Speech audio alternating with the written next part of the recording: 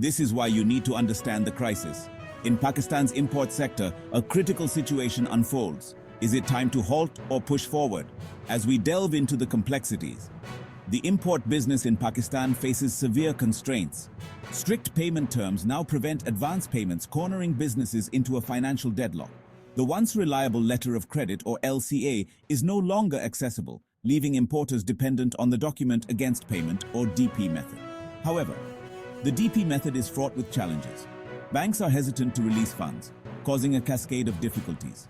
Despite possessing the necessary capital, importers struggle to fulfill their financial obligations, tarnishing their reputation among global suppliers.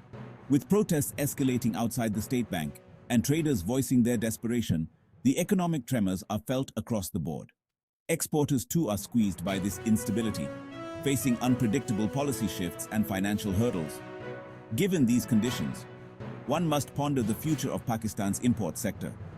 The current scenario paints a grim picture, threatening not just individual businesses, but Pakistan's standing in the global market. As the situation continues to deteriorate, the question remains: how will Pakistan navigate this economic storm?